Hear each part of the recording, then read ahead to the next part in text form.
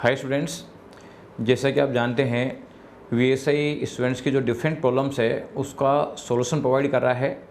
और इस सीरीज में हम जो एमसीक्यू बुकलेट है ये इंटर और फाइनल की, साथ में जो मॉक टेस्ट पेपर्स हैं, चाहे आईएसए के मॉक टेस्ट पेपर हों चाहे वीएसआई के मॉक टेस्ट पेपर हों, इसके अलावा आरटीपी और जो सही रिजल्ट वगैरह है, इनके प्रॉब्लम सॉल्यूशंस या वीडियो सॉल्यूशंस हम आप लोगों को प्रोवाइड करने जा रहे हैं।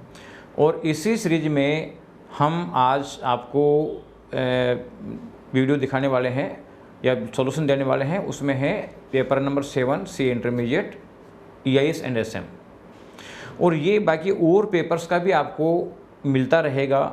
और ये इसका जो वीडियो सॉल्यूशन आपको वीएसआई के यूट्यूब चैनल पे मिलेगा, तो यूट्यूब चैनल सब्सक्राइब करके और उसका बेल आइकन दबा दीजिए जिससे कि आपको नोटिफिकेशन मिलते रहें। और इसका जो पीडीएफ सॉल्यूशन है ये वीएसआई के टेलीग्राम चैनल t.me/VSI जयपुर में मिलेगा, जो भी डिस्क्रिप्शन बॉक्स में लगा हुआ है। और इन दोनों की नोटिफिकेशन वीएसआई का जो इंस्टाग्राम चैनल है जो नीचे डिस्क्रिप्शन बॉक्स में दिया हुआ है वो उस पर अवेलेबल होगा। तो आप तीनों को सब्सक्राइब कर लें जिससे कि कोई भी आपको मिसिंग नहीं रहे और हर तरीके की जो सॉल्यूशंस है, प्रॉब्लम सॉल्यूशंस है, ये आपको मिलते रहिए। Thank you. Hello students, welcome back. तो स्टूडेंट अपन एक बार फिर मिलते हैं एक नई वीडियो के साथ। और नेक्स्ट जो अपने केस स्टडीज अपन सॉल्व कर रहे थे, MCQ based scenario based question अपन सॉल्व कर रहे थे, उसी में अपन आगे बढ़ते हैं इसके अंदर। और लास्ट वीडियो में मैंने स्टूडेंट आपको 18 नंबर तक की जो केस स्टडीज है 17 नंबर तक की जो केस स्टडीज है वो मैंने लास्ट वीडियो में सॉल्व करा दी थी। और हो सकता है आपने भी केस स्टडी सॉल्व की होंगी, क्योंकि मैंने लास्ट हर वीडियो में कहा है कि अपने खुद लेवल पे, अपने लेवल पे आप केस स्टडी सॉल्व करें जिससे कि आप में कॉन्फिडेंस और अच्छा बिल्डअप हो जाए। फिर भी अपन आगे बढ़ते हैं अपने नेक्स्ट क्वेश्चंस पे। और 18 क्वेश्चन पे अपन आते हैं और 18 क्वेश्चन के जो आंसर्स है वो आपको मैं बता देता हूँ, जिससे कि आपने जो सॉल्व किए हैं उसमें से थोड़ा सा और कोई डाउट है, कोई क्वेरीज हैं तो आपकी सॉल्व हो जाएँ और अपन रिमेनिंग क्वेश्चन है वो आज कंप्लीट कर लेते हैं स्टूडेंट। तो अपन नेक्स्ट आते हैं 18 नंबर क्वेश्चन पे। 17 तक अपन ने लास्ट क्लास में कंप्लीट किए थे और 17 तक के कंप्लीट करने के बाद 18 नंबर क्वेश्चन से अपन कंटिन्यू करते हैं केस स्टडीज़ के आंसर्स को, सिनेरियो बेस्ड क्वेश्चंस को। तो वो अपन कंप्लीट करते हैं इसमें आज।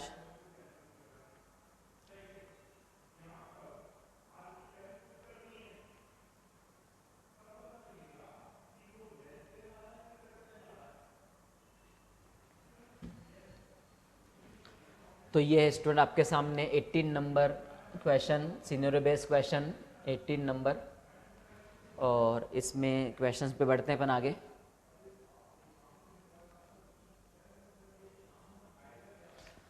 हाँ, तो ये आपके पास फर्स्ट क्वेश्चन आपके पास गिवन है। और फर्स्ट क्वेश्चन में आपके पास गिवन है कि आपको एज ए एक्सपर्ट अपॉइंट किया गया है और इसमें सजेस्ट करना है आपको सॉल्यूशन। तो एज ए एक्सपर्ट आपको अपॉइंट किया गया है, रिस्क मैनेजमेंट प्रिंसिपल्स आपको बताने हैं और आपको सजेस्ट करना उनका सॉल्यूशन। और वो ये है कि रिस्क मैनेजमेंट की टर्मिनोलॉजी जो आप यूज़ करते हैं, चैप्टर 1 में ये एक टॉपिक आपके पास गिवन है। चैप्टर 1 में टॉपिक आप पढ़ेंगे, रिस्क रिलेटेड टर्म्स आपको गिवन है। चैप्टर 1 में रिस्क एंड कंट्रोल का जो टॉपिक है, टाइप्स ऑफ रिस्क आपको दी गई है, बिजनेस रिस्क है, टेक्नोलॉजी रिस्क है, वो डिफरेंट टाइप की रिस्क चैप्टर 1 में गिवन है। और उसी में फिर रिस्क से रिलेटेड कुछ टर्म्स, कुछ टर्मिनोलॉजीज आपको दी गई हैं। तो अब इस क्वेश्चन में आपसे पुटअप किया गया है कि रिस्क मैनेजमेंट की जो टर्मिनोलॉजीज हैं उनमें से कौन सी टर्मिनोलॉजी है जो उसमें इंक्लूड नहीं की जाती है। तो क्या यूज़ करना है, रिस्क मैनेजमेंट की जो टर्मिनोलॉजीज है इसमें से जो ये टर्मिनोलॉजीज उनमें से कौन सी टर्मिनोलॉजी को रिस्क मैनेजमेंट की टर्मिनोलॉजी में इंक्लूड नहीं किया जाता है। और वो आता है रिस्क शेयरिंग, क्योंकि स्टूडेंट जो रिस्क शेयरिंग है ये रिस्क मैनेजमेंट की स्ट्रेटजी में आता है, ये रिस्क मैनेजमेंट की स्ट्रेटजी है। और जो इसी टॉपिक के नेक्स्ट में आपको दिया गया है, तो पहले तो आपको दिया गया है रिस्क रिलेटेड टर्म्स और उसके बाद आपको दी गई है रिस्क मैनेजमेंट की स्टडी चैप्टर 1 में। तो जब चैप्टर 1 में रिस्क रिलेटेड टर्म्स पढ़ेंगे तो उसमें आपको वल्नरेबिलिटीज असेसमेंट दिया गया है, ट्रेट असेसमेंट, थ्रेट असेसमेंट दिया गया है और एक्सपोजर तो वल्नरेबिलिटीज हैं, थ्रेट है और एक्सपोजर्स हैं, ये आपको दिए गए हैं टर्मिनोलॉजीज के अंदर। लेकिन जो रिस्क शेयरिंग है वो आपको नहीं दिया गया है। क्यों नहीं दिया गया है? क्योंकि स्टूडेंट जो रिस्क शेयरिंग है वो रिस्क शेयरिंग रिस्क मैनेजमेंट की स्ट्रेटजी है, ये रिस्क रिलेटेड टर्मिनोलॉजीज नहीं है। तो इसमें आप ये आंसर बना देंगे क्योंकि वो इसमें इंक्लूड नहीं होता है स्टूडेंट। और चैप्टर 1 में पढ़ेंगे तो ये सभी वर्ड्स आपको मिलेंगे रिस्क रिलेटेड टर्म्स में, केवल ये आपको नहीं मिलेगा क्योंकि रिस्क मैनेजमेंट की स्ट्रेटजी में आता है। फिर इसके बाद स्टूडेंट नेक्स्ट क्वेश्चन में आपसे पूछा गया है, चैप्टर 4 में कंसेप्ट है जो प्रीवियस अपन ने जो क्वेश्चंस भी देखे हैं कि मोबाइल कंप्यूटिंग आप यूज करते हैं, BYOD आप यूज करते हैं, तो आपको बताना है कि ये जो 2 डिफरेंट टेक्नोलॉजीज हैं, कंप्यूटिंग टेक्नोलॉजीज, इमर्जिंग टेक्नोलॉजीज हैं, इनमें से कॉमन रिस्क कौन सा आता है जो मोबाइल कंप्यूटिंग में भी है और BYOD में भी आता है, उसकी कॉमन रिस्क क्या है वो आपको बतानी है, जो मोबाइल कंप्यूटिंग में भी आता है और BYOD में भी आता है। तो वो अपन देखते हैं। तो देखिए स्टूडेंट, आपको फर्स्ट नंबर दिया गया है सिक्योरिटी रिस्क। तो स्टूडेंट सिक्योरिटी की प्रॉब्लम दोनों में आता है। सिक्योरिटी रिस्क आपके पास मोबाइल कंप्यूटिंग में भी आता है और जो BYOD है उसमें भी सिक्योरिटी रिस्क आता है। लेकिन जो बैंडविड्थ है, बैंडविड्थ की प्रॉब्लम स्टूडेंट मोबाइल कंप्यूटिंग में आता है। ये प्रीवियस जो वीडियो था उसमें भी मैंने आपको क्वेश्चन में बताया है। और आप मोबाइल कंप्यूटिंग की लिमिटेशन देखेंगे तो बैंडविड्थ उसमें आता है। तो बैंडविड्थ मोबाइल कंप्यूटिंग से रिलेटेड है ओनली। और जो एप्लीकेशन रिस्क है, ये एप्लीकेशन रिस्क आपका रिलेटेड है ओनली BYOD से रिलेटेड है। और जो हेल्थ हजार्ड है ये भी मोबाइल कंप्यूटिंग से रिलेटेड है। बट ये जो सिक्योरिटी रिस्क है, ये सिक्योरिटी रिस्क आपका दोनों से रिलेटेड है। सिक्योरिटी रिस्क मोबाइल कंप्यूटिंग में भी आता है और BYOD में आता है। तो इनकी कॉमन रिस्क आता है सिक्योरिटी रिस्क। फिर इसके बाद नेक्स्ट क्वेश्चन है 18 नंबर के स्टडी का, और वो आपको कंसेप्ट दिया गया है इंटीग्रेट ऑल की डिपार्टमेंट्स ऑफ द कंपनी। तो आपको क्या करना है, कंपनी के जितने भी मेन की डिपार्टमेंट्स हैं उन सभी डिपार्टमेंट्स को क्या करना है, आपको इसके अंदर इंटीग्रेट करना है। इंटीग्रेट ऑल की डिपार्टमेंट्स, तो जितने भी डिपार्टमेंट्स हैं उन सबको इंटीग्रेट करना है, उन सबको लिंक करके रखना है, जिससे कि मैं एक डिपार्टमेंट में कोई भी ट्रांजैक्शन करता हूं उससे रिलेटेड जो इंफॉर्मेशन है वो उसके अदर डिपार्टमेंट में भी ऑटोमेटिकली ट्रांसफर हो जाए, आपको मैन्युअली ट्रांसफर करने की रिक्वायरमेंट नहीं हो। तो ये मैंने जो मेरा लास्ट वीडियो था उसमें भी आया है, उसके पहले जो वीडियो उसमें भी आपको मैंने बताया है कि जब भी इंटीग्रेट करते हैं डिपार्टमेंट्स को, प्रोसेस को, सिस्टम्स को, जब भी आप इंटीग्रेट करते हैं तो इंटीग्रेट करने में जो सिस्टम आप यूज करते हैं वो सिस्टम आता है ERP system, enterprise resource planning. तो एक सिस्टम जो इंटीग्रेट करता है और जो ERP सिस्टम है उस ERP सिस्टम को इंटीग्रेटेड सिस्टम भी कहा जाता है। चैप्टर 2 में कंसेप्ट है इंटीग्रेटेड और नॉन इंटीग्रेटेड। तो ERP सिस्टम एक आपका इंटीग्रेटेड सिस्टम है जो आपके सभी डिपार्टमेंट्स को, सभी मॉड्यूल्स को इंटीग्रेट करने का काम करता है स्टूडेंट। तो ये मेरे जो लास्ट वीडियोस थे उसमें मैंने आपको क्लियर बताया है इसके अंदर कि जब भी आप इंटीग्रेट करते हैं डिपार्टमेंट्स को, प्रोसेस को, तो वहां यूज करेंगे ERP सिस्टम को। तो इसका आंसर आ जाता है ERP सिस्टम। तो ये था आपका स्टूडेंट यहां पे क्वेश्चन 18 के आंसर्स। इसमें जो 18 नंबर सिनेरियो बेस अपन ने MCQ सॉल्व किया है, इसमें किसी भी क्वेश्चन के लिए आपको केस स्टडी की रिक्वायरमेंट नहीं रही है। आपको यदि टॉपिक क्लियर है, टॉपिक के कंसेप्ट आपको क्लियर है, तो आप विदाउट केस स्टडी आप इनको सॉल्व कर पा रहे हैं। तो ये बार बार कह रहा हूं यही बात है कि आपको केस स्टडी क्वेश्चन को सॉल्व करने के लिए टेंशन लेने की रिक्वायरमेंट नहीं है। आपको पूरी केस स्टडी पढ़ने की रिक्वायरमेंट नहीं है। पूरी केस स्टडी को समझने में टाइम वेस्ट नहीं करना है। डायरेक्ट क्वेश्चन पढ़ें और डायरेक्ट क्वेश्चन पढ़ के सॉल्व करें। पर्टिकुलर कोई 1-2 क्वेश्चन ही ऐसे होते हैं जो इसके लिए आपको केस स्टडी पढ़नी पड़ती है, वो भी कंप्लीट केस स्टडी आपको नहीं पढ़नी पड़ती है। ये आपने मेरे वीडियोज़ में देखे हैं, मैंने विदाउट केस स्टडी रीडिंग किए मैंने क्वेश्चन आपको सॉल्व कराए हैं। पर्टिकुलर क्वेश्चन को सॉल्व करने के लिए केस स्टडी पढ़नी पड़ती है, तो केवल वही पॉइंट अपन ने पढ़ा है इसके अंदर। तो इसलिए टेंशन की रिक्वायरमेंट नहीं है स्टूडेंट। फ्री माइंड से आप केस स्टडी सॉल्व करें, इजीली सॉल्व कर पाएंगे आप लोग। हाँ, फिर नेक्स्ट 19 क्वेश्चन। तो स्टूडेंट 19 क्वेश्चन में आपको दिया गया है कि एक VK टेक्सटाइल कंपनी है जिसने एंटर किया है, entered into A reciprocal agreement as one of strategies of disaster recovery plan। तो किस में एंटर किया इसने? डिजास्टर रिकवरी प्लान के लिए, डिजास्टर रिकवरी प्लान।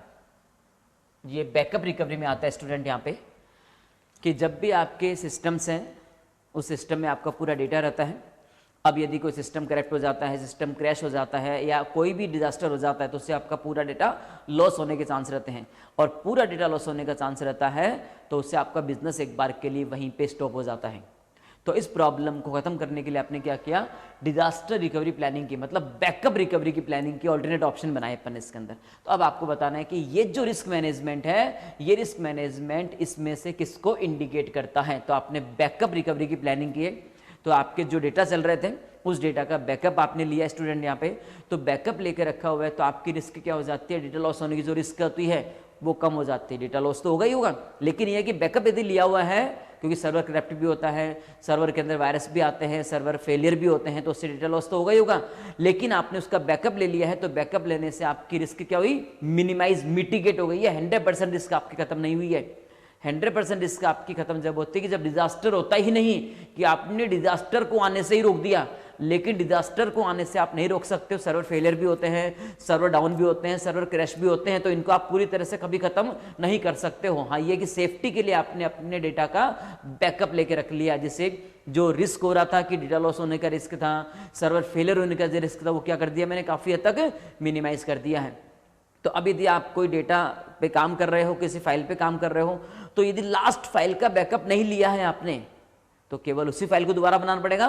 पूरी फाइल, पूरे डेटाबेस को अब दोबारा से बनाने की रिक्वायरमेंट नहीं होती है। तो वो आपका प्लान कहलाता है कि आपने रिस्क जो आ रही थी, डेटा लॉस होने की रिस्क थी, सर्वर क्रैप्ट होने की रिस्क थी, सर्वर क्रैश होने की रिस्क थी, उसको आपने क्या कर दिया? काफी हद तक मिनिमाइज, मिटिगेट कर दिया है, लेकिन 100% आपने उसको एलिमिनेट नहीं किया है। तो ये कौन सी रिस्क में आ जाएगा? ये कौन से मैनेजमेंट में आ जाएगा? ये आ जाएगा रिस्क मिटिगेशन। आपने रिस्क को मिटिगेट कर दिया है, रिस्क को मिनिमाइज कर दिया है। 100% आपने रिस्क खत्म नहीं की है, क्योंकि डेटा लॉस तो फिर भी होता है। वो कब होता है? किस केस में होता है? कि आपने बैकअप तो ले रखा है, लेकिन जो लास्ट फाइल बना रखी थी उस लास्ट फाइल का बैकअप नहीं ले रखा, तो लास्ट फाइल तो दोबारा बनानी ही पड़ेगी इसके अंदर। और सर्वर करप्ट भी होते हैं, सर्वर क्रैश भी होते हैं, तो इस तरह की रिस्क को अपन 100% कभी भी एलिमिनेट नहीं कर सकते। हाँ, ये हो सकता है कि जितना हो सके अपन उसको, डेटा लॉस को मिनिमाइज करने की कोशिश कर सकते हैं, और मिनिमाइज करने का ऑप्शन है कि अपन बैकअप लेके रख लेंगे इसके अंदर। फिर इसके बाद नेक्स्ट आता है इसमें, ये अभी प्रीवियस लेक्चर में भी आया है, प्रीवियस वीडियो के अंदर भी आया है, कि आप एक ऐसी कंप्यूटर रिसोर्सेज को यूज कर रहे हैं, ऐसे कंप्यूटर्स यूज कर रहे हैं, ऐसे आईटी रिसोर्सेज को यूज कर रहे हैं जो क्या हो? एनवायरमेंट फ्रेंडली हो।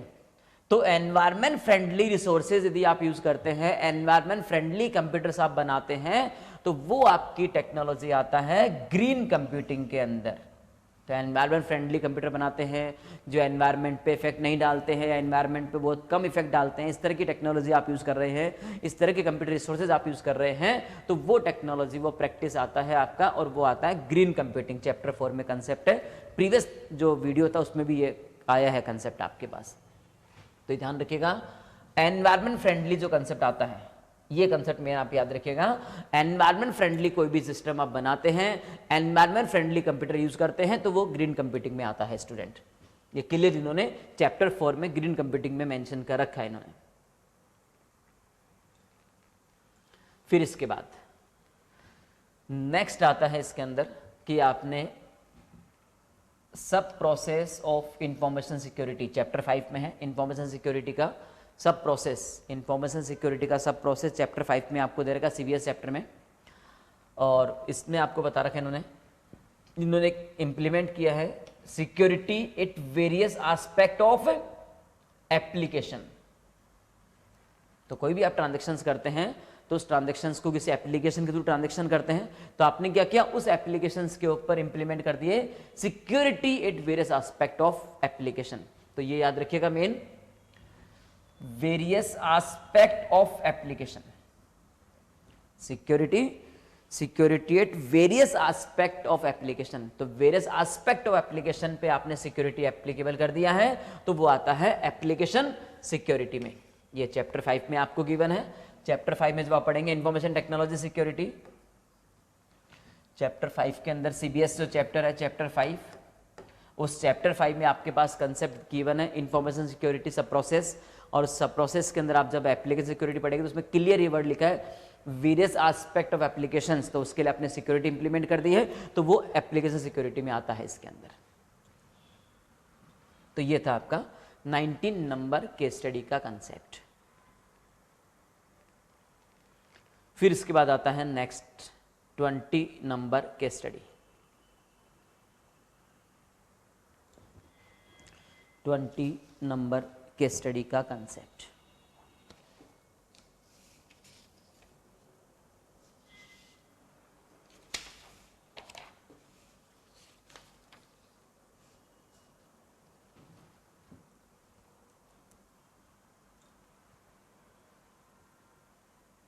हाँ, तो 20.1 में आपके पास कंसेप्ट है, और वो कंसेप्ट आपको दिया गया है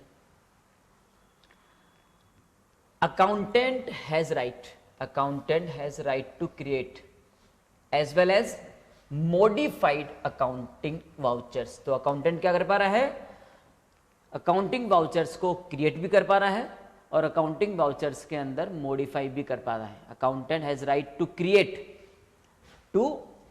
क्रिएट अकाउंटेंटी वाउचर क्रिएट भी कर रहा है और अकाउंटेंटी वाउचर में क्या कर पा रहा है, मॉडिफाई भी कर पा रहा है। अब आपको बताना है कि following which of the following principle has not been followed by the company. तो कंपनी ने इसमें से कौन से प्रिंसिपल को फॉलो नहीं किया है, नॉट बीन फॉलोड, तो किस प्रिंसिपल को इसने फॉलो नहीं किया है। तो देखिए यहां पे क्या कर रहा है, एक ही पर्सन को आपने सारी परमिशन दे दी है, एक ही पर्सन आप डेटा क्रिएट भी कर पा रहा है, एक ही पर्सन डेटा एंटर भी कर पा रहा है, एक ही पर्सन मॉडिफाई भी कर पा रहा है। तो एक ही पर्सन को जब सारी ड्यूटीज असाइन कर दी जाती है तो आपने कौन से प्रिंसिपल को फॉलो नहीं किया है, आपने फॉलो नहीं किया है सेग्रीगेशन ऑफ ड्यूटीज। इसमें क्या करते हैं अपन, अपने जो ड्यूटीज हैं वो अपन मल्टीपल पर्सन्स में डिवाइड कर देते हैं, लेकिन आपने यहां तो क्या कर दिया, एक ही पर्सन को सारी ड्यूटी आपने असाइन कर दी। अब एक ही पर्सन को सारी ड्यूटी असाइन कर तो फ्रॉड कमिट करने के चांस ज्यादा बन जाते हैं। तो इसलिए एसओडी के प्रिंसिपल को आपने इसमें फॉलो नहीं किया है स्टूडेंट इसके अंदर।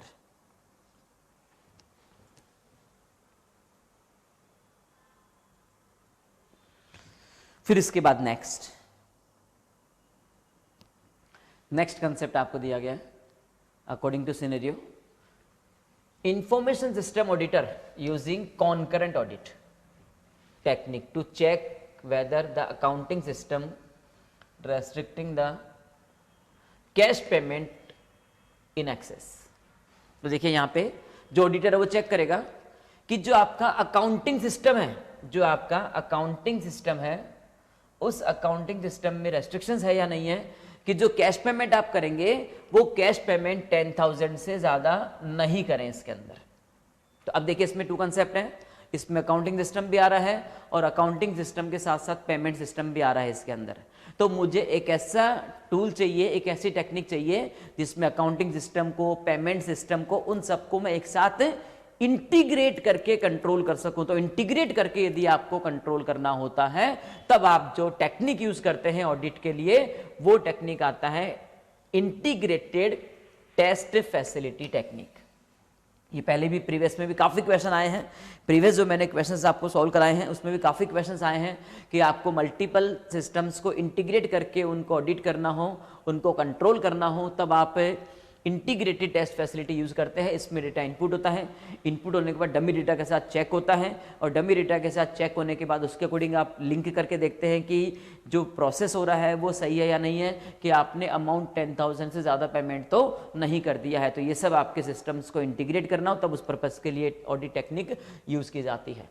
तो आपको क्या करना है, अकाउंटिंग सिस्टम है और अकाउंटिंग सिस्टम के साथ साथ पेमेंट सिस्टम को भी मुझे लिंक करके रखना है ताकि अपन जब पेमेंट करें तो चेक कर सके कि पेमेंट आपका 10,000 है उससे ज़्यादा नहीं हो जाए। तो ये अकाउंटिंग सिस्टम में रेस्ट्रिक्शंस है या नहीं है। तो मुझे इन सभी को, पेमेंट सिस्टम को भी, वाउचर सिस्टम्स को भी और अकाउंटिंग सिस्टम को, सबको लिंक करके चेक करना है, तब आप इंटीग्रेटेड टेस्ट फैसिलिटी यूज करते हैं।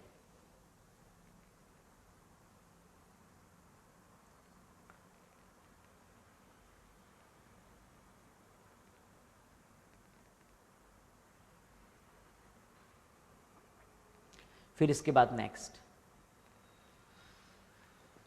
थर्ड नंबर क्वेश्चन में आपके पास गिवन है कि एक जूनियर एम्प्लॉय है mister A B, junior employee mister A B from finance department. तो फाइनेंस डिपार्टमेंट का एम्प्लॉय है ए बी। उसने क्या किया, ईमेल सेंड कर दिए बैंक को for request for money transfer, और वो किस नाम से कर रहा है, एज जीएम ऑफ कंपनी।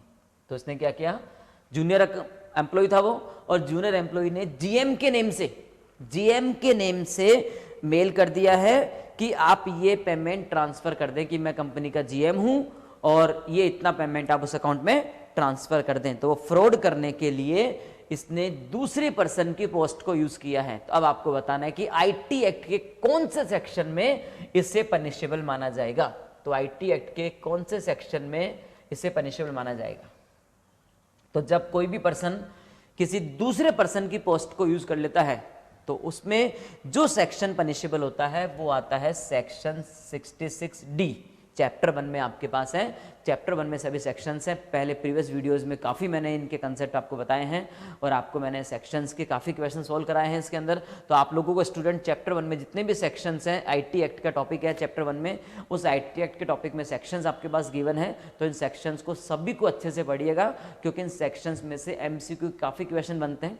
और जब मैं क्लास में पढ़ाता हूँ तो उस क्लास के अंदर ही मैंने आपको स्टूडेंट्स को बताया है सभी को कि ये जो सेक्शंस हैं ये आपके एमसीक्यू के लिए इंपॉर्टेंट है, तो इनको एमसीक्यू के अकॉर्डिंग कवर करना है आपको इसके अंदर।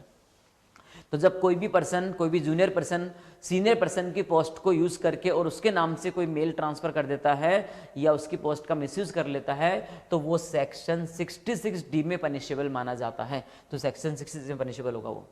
ये पर्सनेशंस होते हैं, पर्सन्स की पोस्ट को यूज कर लिया जाता है स्टूडेंट इसके अंदर। तो ये था आपका 20 नंबर के स्टडी का कंसेप्ट। फिर नेक्स्ट आता है 21।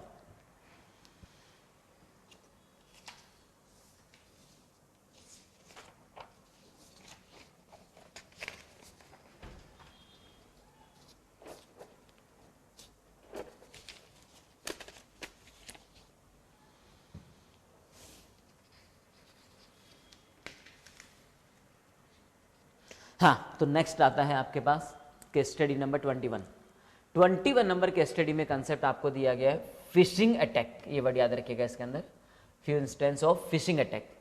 फिशिंग अटैक का मतलब होता है स्टूडेंट किसी के अकाउंट पे अटैक करना और उसके आईडी पासवर्ड चुरा लेना या उसके पिन नंबर ओटीपी चुरा लेना, उसको बोलते कॉन्फिडेंशियल इन्फॉर्मेशन। तो किसी अकाउंट पे अटैक करना और उसके अकाउंट पे अटैक करके उसकी कॉन्फिडेंशियल इन्फॉर्मेशन को ब्रीच कर देना, तो उसको नाम दिया जाता है फिशिंग अटैक। तो ये किसी अकाउंट पे फिशिंग अटैक कर दिया गया है और फिशिंग अटैक करने के बाद जो किसी भी पर्सन का जो कॉन्फिडेंशियल डेटा था उस कॉन्फिडेंशियल डेटा को मिसयूज कर दिया गया है। और वो किसका, reported in SMS limited company है, उसके अंदर ये रिपोर्ट हुआ है कि फिशिंग अटैक किया गया अकाउंट पे और फिशिंग अटैक करके कस्टमर का डेटा मिसयूज कर लिया गया है। तो अब आपको बताना है कि कस्टमर डेटा यदि आपको सिक्योर करना है, तो कस्टमर डेटा सिक्योर करना हो तो कौन से सेक्शन में इसे कवर किया जाता है। तो फिशिंग अटैक यदि हो जाता है तो उस फिशिंग अटैक यदि हो जाता है तो उसमें कौन से सेक्शन में कस्टमर का डेटा सिक्योर किया जाता है। और कस्टमर का डेटा यदि मिसयूज कर लिया जाता है विदाउट परमिशन यदि किसी भी कस्टमर का डेटा मिसयूज कर लिया जाता है तो उसे कौन से सेक्शन में पनिशेबल माना जाता है। तो ये जो आपका किसी भी कस्टमर का डेटा, किसी भी यूजर का डेटा मिसयूज कर लिया जाता है तो उसको सेक्शन 43A में पनिशेबल किया जाता है। ये चैप्टर 1 में टॉपिक है। ये भी चैप्टर 1 में आपको दिया गया है सेक्शन 43A। तो सेक्शन 43A आता है कस्टमर से रिलेटेड कोई डेटा यदि मिसयूज कर लेता है, कस्टमर का डेटा मिसयूज कर लेता है तो उसको सेक्शन 43A में पनिशेबल किया जाता है। ऐसे क्वेश्चंस पहले भी आए हैं और आगे भी आएगा क्वेश्चन ऐसा। तो ये आपको ध्यान रखना है, कस्टमर से रिलेटेड कोई भी डेटा सिक्योर नहीं है, कस्टमर से डेटा रिलेटेड डेटा मिसयूज हो जाता है, उस पर अटैक करके कस्टमर के डेटा को मिसयूज कर लिया जाता है तो उसको सेक्शन 43A में पनिशेबल किया जाता है इसके अंदर।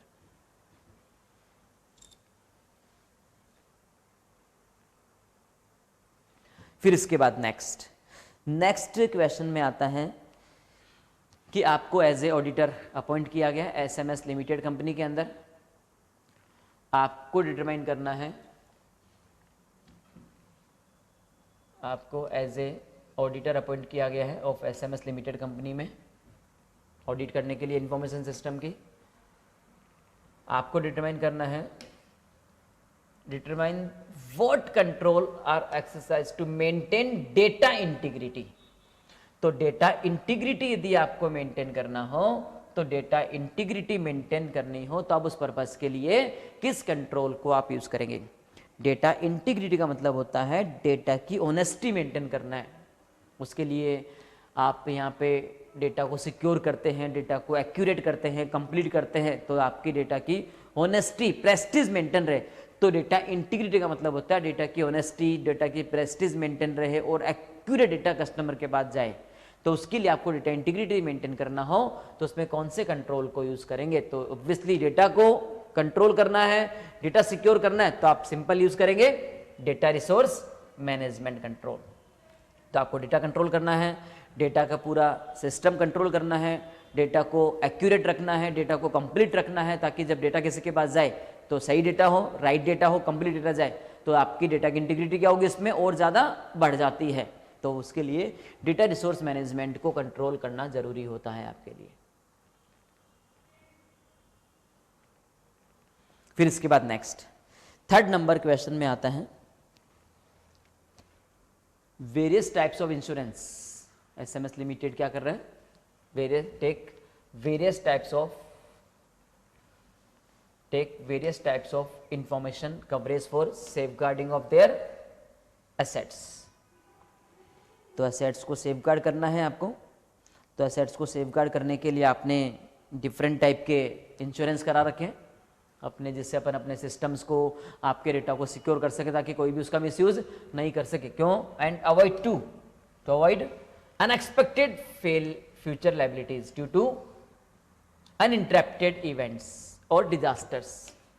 तो आपको लगता है कि फ्यूचर में कोई डिजास्टर आ सकता है, तो आपने उसके लिए इंश्योरेंस करा दिया। तो देखिए अभी ध्यान रखिएगा, ये मैंने पहले भी आपको बताया है कि जब अपन इंश्योरेंस करा देते हैं, आपके सिस्टम्स का, आपके डेटा का, आपके गोडाउन का, आपके स्टॉक का, जब आप इंश्योरेंस करा देते हैं तो आपने क्या किया, अपनी जो लायबिलिटी थी वो किसके साथ शेयर कर दी, आपने इंश्योरेंस कंपनी के साथ शेयर कर दी है। तो अब कोई डिजास्टर हो जाता है, कोई दुर्घटना हो जाती है और उसकी वजह से यदि बहुत बड़ा लॉस हो जाता है, तो पूरा लॉस मुझे अफोर्ड नहीं करना पड़ेगा, मुझे बियर नहीं करना पड़ेगा। कुछ पैसा मुझे क्या होगा, कंपनी से मिल जाएगा, मैक्सिमम पैसा इंश्योरेंस कंपनी से मिलेगा, और कुछ पैसा जो कंपनी में कवर नहीं होता इंश्योरेंस में, वो केवल मुझे पे करना पड़ेगा। तो मैंने इंश्योरेंस कराने से मेरे सिस्टम का, मेरे एसेट्स का, मेरा डेटा का, मेरे रिसोर्सेज का, स्टॉक का, गोडाउन का, सबका मैंने इंश्योरेंस करा दिया। तो मतलब मैंने मेरी रिस्क क्या कर दी, इंश्योरेंस कंपनी के साथ में शेयर कर दी है। तो अब आपको बताना है कि ये जो मैंने रिस्क मिटिगेट किया है, रिस्क को मैनेज किया है, तो वो किस में कवर किया जाएगा। इंश्योरेंस कवरेज किस रिस्क मैनेजमेंट में कवर होता है। तो आपने क्या किया, अपनी रिस्क को इंश्योरेंस कंपनी के साथ शेयर कर दिया है। तो किस में आ जाएगा, ये ट्रांसफर शेयर द रिस्क। तो आपने अपने रिस्क को इंश्योरेंस कंपनी के साथ शेयर कर लिया है, ट्रांसफर कर दिया। तो अब कोई दुर्घटना हो जाती है, कोई प्रॉब्लम हो जाती है, तो पैसा कंपनी देगी, कुछ पैसा जो इंश्योरेंस में कवर नहीं होता केवल वही मुझे देना पड़ेगा। 10-20% जो होता है वो केवल मुझे पे करना पड़ेगा, रिमेनिंग पैसा इंश्योरेंस कंपनी मिल जाएगा। अपन कराते भी हैं, अपन ने गोडाउन का इंश्योरेंस करा रखा है, अपन अपने स्टॉक का इंश्योरेंस करा रखा है, तो आपने गोडाउन का इंश्योरेंस करा दिया है, स्टॉक का इंश्योरेंस आपने करा दिया है। तो जब ये सभी इंश्योरेंस अपन करा देते हैं तो अपन सेफ हो जाते हैं कि मैंने मेरी रिस्क को उसके साथ शेयर या उसके ऊपर ट्रांसफर कर दिया है। अपन कार का इंश्योरेंस कराते हैं, अपना खुद का लाइफ इंश्योरेंस कराते हैं, घर का इंश्योरेंस कराते हैं, सब क्यों कराते हैं, ताकि कोई डिजास्टर होता है तो मेरे उसमें ज़्यादा मेरे ऊपर बर्डन नहीं पड़े, तो मैं उसके साथ में उसको शेयर कर देता हूँ। तो वो आता है ट्रांसफर और शेयरिंग द रिस्क। तो ये ध्यान रखिएगा, कहीं भी इंश्योरेंस करा रहे हो रिस्क मैनेजमेंट करने के लिए, रिस्क मैनेजमेंट के लिए यदि आप इंश्योरेंस कराते हैं, तो रिस्क मैनेजमेंट के लिए आप इंश्योरेंस कराते हैं तो वो किस स्ट्रेटजी में कवर हो जाएगा, वो रिस्क मैनेजमेंट की स्ट्रेटजी में कवर हो जाता है, और वो आ जाता है ट्रांसफर और शेयरिंग द रिस्क। चैप्टर 1 में दी हुई है आपको स्ट्रेटजीज, 5 टाइप की स्ट्रेटजी होती हैं, types of strategy. Risk management की स्ट्रेटजी है, चैप्टर 1 में आपके पास गिवन है। सेकंड लास्ट एग्जाम में इस पे क्वेश्चन भी आया था एग्जाम में, types of risk management strategy पे। तो ये 5 टाइप की स्ट्रेटजीज होती है जिनसे अपन अपने रिस्क को मैनेज कर सकते हैं। तो जब इंश्योरेंस करा देते हैं तो अपन रिस्क इंश्योरेंस कंपनी के साथ शेयर कर लेते हैं। फिर इसके बाद नेक्स्ट आता है कि वायरस का अटैक हो रहा है आपके सिस्टम पे, आपके डेटा पे वायरस का अटैक हो रहा है या फिशिंग अटैक हो रहा है। तो उसके लिए क्या किया आपने, order to protect critical data from virus attack. अब आप क्या डिसाइड कर रहे हैं इसके अंदर, decide in future access to social networking site by the employee need to be limited. क्योंकि मेनली वायरस किससे आते हैं कंप्यूटर में, मेनली वायरस आते हैं कंप्यूटर के अंदर आपके इंटरनेट यूज़ करने से। आप वेबसाइट यूज़ करते हैं, इंटरनेट यूज़ करते हैं, तो उससे सबसे ज़्यादा वायरस आपके पास आते हैं। तो आपने क्या किया इसके अंदर, आपने अपने एम्प्लॉयज़ को लिमिट कर दिया है कि आप अपनी वर्किंग आवर्स में आप ऑफिस के अंदर सोशल नेटवर्किंग वेबसाइट्स को यूज़ नहीं करेंगे, इंटरनेट कम से कम यूज़ करेंगे, जिससे कि उसमें वायरस नहीं आ पाए। तो उससे क्या होगा, वायरस का अटैक 100% तो खत्म नहीं कर सकते अपन, क्योंकि ठीक है नेट कम यूज़ करूँगा, अनवांटेड साइट्स कम यूज़ करूंगा, सोशल मीडिया की साइट कम यूज़ करूंगा, तो ठीक है उसमें अपन 100% वायरस को नहीं रोक सकते हैं, लेकिन कुछ हद तक अपन वायरस को कंट्रोल कर सकते हैं। तो वायरस को कंट्रोल करने के लिए अपन क्या करते हैं, एंटीवायरस लगा देते हैं। ये एम्प्लॉय को लिमिट कर दिया कि आप सोशल नेटवर्किंग वेबसाइट यूज़ नहीं करेंगे जिनसे वायरस आने के चांसेस ज़्यादा होते हैं। तो अपन क्या कर दिया, इस वायरस आने की रिस्क को जितना हो सकता था मिनिमम कर सकते हैं, मिटिगेट कर सकते हैं। 100% अपन कभी भी अपन चाहे एंटीवायरस लगा दो, फिर भी कुछ ऐसे वायरस होते हैं जिनको एंटीवायरस डिटेक्ट नहीं कर पाता। हाई लेवल के जो वायरसेस होते हैं उनको आपका एंटीवायरस भी कई बार डिटेक्ट नहीं कर पाता। तो एंटीवायरस लगाने से क्या होता है कि मेरे वायरस आने की प्रॉब्लम कुछ हद तक लिमिट हो जाती है, इसके अंदर हैकिंग रुक जाती है, इसके अंदर वायरस आना बंद हो जाता है। लेकिन 100% कभी भी इस प्रॉब्लम को अपन खत्म नहीं कर सकते हैं, क्योंकि नई नई टेक्निक के वायरस बनते हैं और नई नई टेक्निक के जो वायरस बनते हैं तो उसको एंटीवायरस भी डिटेक्ट नहीं कर पाता है। तो एंटीवायरस लगाने से या इस तरह के लिमिट लगाने से आपके वायरस आने की प्रॉब्लम कुछ हद तक क्या हो जाएगी, कम हो जाएगी, मिटिगेट हो जाएगी इसके अंदर। तो ट्रीट और मिटिगेट द रिस्क। तो आपने क्या कर दिया, इसके अंदर रिस्क को जितना हो सकता था ट्रीट और मिटिगेट कर दिया है, मिनिमाइज कर दिया। 100% अपन खत्म नहीं कर सकते हैं। तो ये था आपका 21 नंबर के स्टडी का कंसेप्ट।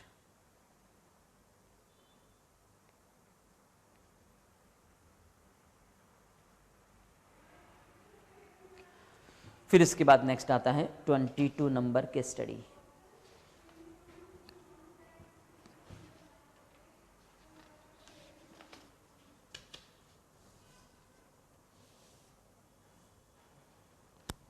हाँ, तो नेक्स्ट आपके पास आता है 22 नंबर के स्टडी में है आपके पास, which of the following would best provide assurance of integrity of मिस्क विन न्यू स्टाफ। देखिए इसमें ध्यान रखिएगा, न्यू स्टाफ आपने अपॉइंट किया यहाँ पे, तो अब आपको ये देखना है कि अपन कौन से स्टाफ को अपॉइंट करें जिससे कि आपको एश्योरेंस मिले कि ये स्टाफ मेरे लिए सही है, मेरे वर्किंग के अकॉर्डिंग है, मेरी कंपनी के अकॉर्डिंग एक्सपीरियंस्ड पर्सन है। तो बस ले क्या करा आपने, न्यू स्टाफ अपॉइंट। कौन सा अपॉइंट करते हो न्यू स्टाफ, जो आपकी कंपनी के एनवायरनमेंट को जानता है, जो आपकी कंपनी के अकॉर्डिंग एक्सपीरियंस्ड है और जिस जॉब के लिए अपॉइंट करना चाहते हो उस जॉब के अकॉर्डिंग क्वालिफाइड है, एक्सपीरियंस्ड है, उस पर्सन को अपॉइंट करेंगे। तो अपन इंश्योर हो जाते हैं कि ये पर्सन मेरे लिए सही है, इसको मुझे ज़्यादा ट्रेनिंग देने की, ज़्यादा समझाने की रिक्वायरमेंट नहीं होती है। तो यदि न्यू स्टाफ अपॉइंट करते हो तो बेस्ट एश्योरेंस क्या करना चाहिए आपको, जिससे अपन कंट्रोल कर सके गलत स्टाफ मेरे पास नहीं आएगा। तो अपन क्या करें उसके लिए, क्वालिफाइड पर्सनल्स को अपॉइंट करेंगे अपन।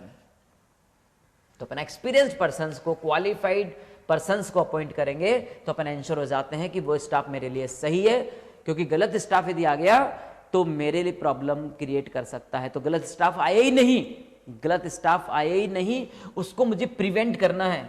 गलत स्टाफ आ ही नहीं पाए, उसको मुझे प्रिवेंट करना है। तो उसके लिए क्या करेंगे अपन, एक्सपीरियंस्ड पर्सन को अपॉइंट करेंगे, क्वालिफाइड पर्सन को अपॉइंट करेंगे। उसका पहले इंटरव्यू लेंगे, उसकी क्वालिफिकेशन चेक करेंगे, उसका एक्सपीरियंस चेक करेंगे, उसने किस वर्किंग एनवायरनमेंट में काम किया है वो चेक करेंगे। पूरा चेक करने के बाद आपको लगता है कि ये क्वालिफाइड पर्सन है, आपकी कंपनी के उन्हें एक्सपीरियंस्ड है और आपके वर्क के अकॉर्डिंग सुटेबल है, तो अपन उसी को अपॉइंट कर देंगे। तो गलत स्टाफ आने के चांस खत्म हो जाता है इसके अंदर।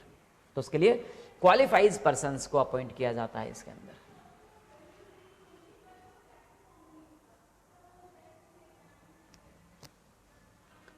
फिर इसके बाद नेक्स्ट आता है इसमें जो मिस क्वीन है, ये कंपनी के एम्प्लॉय हैं, और ये जो मिस क्वीन है ये मैनेजमेंट में है। ये देखिए अपन देख लेते हैं मिस क्वीन का कंसेप्ट, इसकी हिस्ट्री देख लेते थोड़ा सा अपन, ताकि रिमेनिंग क्वेश्चन के लिए हेल्प मिले आपको। Miss queen was appointed as manager, तो एज ए मैनेजर इसको अपॉइंट किया गया है। किस पर्पस के लिए? ऑपरेशनल रिस्क को मैनेज करने के लिए, और जो कंप्लाइंस है उन्हें फॉलो कर सके। तो कंप्लाइंस फॉलो करने के लिए, ऑपरेशनल रिस्क को मैनेज करने के लिए एज ए मैनेजर इसे अपॉइंट किया गया है इसके अंदर। अब नेक्स्ट क्वेश्चन में आपसे पुटअप किया गया है क्वेश्चन, और नेक्स्ट क्वेश्चन में आपसे पूछा गया है मिस क्वीन जो कि एज ए मैनेजर पॉइंट हुई है, उसने फाउंड किया है कि जो आपका एम्प्लॉय था मिस्टर एक्स, उसने सोशल नेटवर्किंग वेबसाइट को यूज किया है, फेसबुक और ट्विटर। कब यूज किया है? After office hours.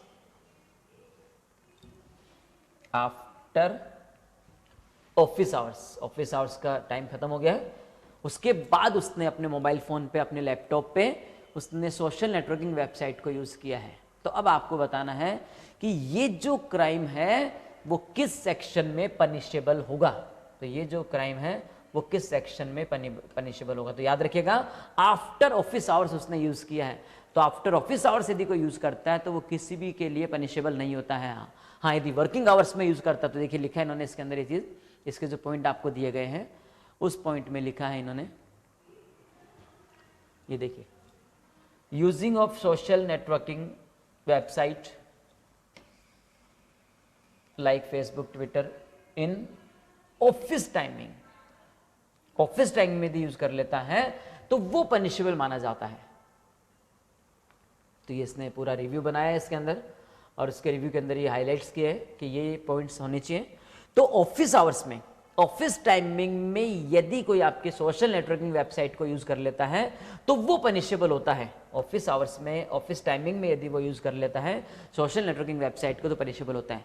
After office hours यदि वो घर जाके या ऑफिस से बाहर जाके अपने मोबाइल फोन पे, लैपटॉप पे यदि सोशल नेटवर्किंग वेबसाइट यूज कर रहा है तो वो किसी भी सेक्शन में पनिशेबल नहीं होता है कि ऑफिस के बाद वो कुछ भी काम करे उससे कंपनी को मतलब नहीं होना चाहिए। तो इसके लिए आफ्टर ऑफिस आवर्स यदि वो यूज कर रहा है तो वो किसी भी सेक्शन में पनिशेबल नहीं होगा, नॉट बी पनिशेबल। तो किसी भी सेक्शन में वो पनिशेबल नहीं होगा unless they come under the provision of the Indian panel code 1860। तो 1860 पैनल कोड बना हुआ है, उसमें ऑफिस आवर्स के बाद यदि कोई काम कर रहा है, अपने पर्सनल वर्क कर रहा है तो वो किसी भी सेक्शन में पनिशेबल नहीं होता। हाँ, ऑफिस आवर्स में यदि गलत काम करता है तो वो पनिशेबल माना जाता है। ये तो क्लियर कॉमन सेंस का कांसेप्ट भी है। वैसे आफ्टर ऑफिस आवर्स क्लियर लिख दिया, आफ्टर ऑफिस आवर्स यूज कर रहे हो तो कोई सेक्शन में पनिशेबल, कोई भी कंपनी इसको पनिश नहीं कर सकते, क्योंकि मैं ऑफिस में तो काम नहीं कर रहा हूँ, ऑफिस के बाहर जाके मैं सोशल नेटवर्किंग वेबसाइट यूज कर रहा हूँ, मेरा ऑफिस का काम हो गया है, मेरे 10 to 6 का जॉब था, 10 to 6 का जॉब मैंने पूरा कर दिया है, उसके बाद यदि मैं कोई काम कर रहा हूँ, उसके बाद यदि मैं सोशल नेटवर्किंग वेबसाइट यूज कर रहा हूँ तो मैं उसके लिए पनिशेबल नहीं हूँ, मैं फ्रीडम में हूँ। अब मैं फ्री हूँ, ऑफिस आवर्स का काम मेरा पूरा हो गया, ऑफिस आवर्स पे बाहर आ गया हूँ मैं, अब मैं मेरे अकॉर्डिंग कुछ भी काम करूँ मैं उसके लिए फ्री हूँ, फ्रीडम में हूँ मैं, तो उसके लिए कोई पनिशेबल नहीं होता है इसमें। फिर इसके बाद नेक्स्ट आपको कंसेप्ट दिया गया है BYOD, जो अपन ने प्रीवियस क्वेश्चन में भी देखे हैं इसके अंदर।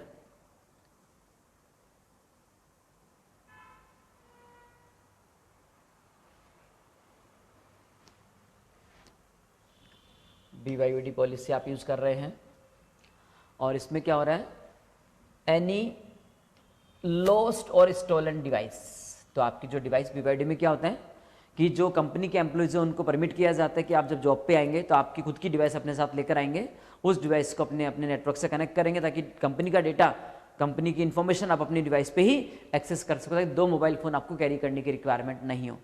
तो यहाँ पे जिस डिवाइस को वो लेकर आया था वो डिवाइस लॉस्ट हो गई है या चोरी हो गई है, और इसकी वजह से कंपनी का डेटा लॉस हो गया है, कंपनी की फाइनेंशियली, रेपुटेशनली लॉस हो गया है उसको, और कंपनी का डेटा जो इस डिवाइस में था वो किसी दूसरे के हाथ में चला गया है। तो अब आपको बताना है कि यदि कोई भी डिवाइस आपकी लॉस हो जाती है तो वो BYOD की किस रिस्क में कवर की जाती है। तो ऑब्वियसली डिवाइस लॉस हो गई है तो किस में आ जाएगी, डिवाइस रिस्क में कवर हो जाएगी। तो वो डिवाइस रिस्क में कवर होती है इसके अंदर। तो BYOD की रिस्क है, 4 टाइप की रिस्क आपको दी गई है इसके अंदर, device risk, implementation risk, application risk और नेटवर्क रिस्क। ये 4 टाइप की रिस्क आपके पास आती हैं। तो डिवाइस यदि लॉस हो जाती है तो डिवाइस आपकी लॉस हो गई है तो डिवाइस रिस्क में कवर किया जाता है। तो ये आप रिस्क पढ़ेंगे तो उसमें क्लियर लिखा है डिवाइस रिस्क में लॉस और स्टोलन ऑफ डिवाइस। तो ये था आपका 22 नंबर की केस स्टडी। फिर आता है 23।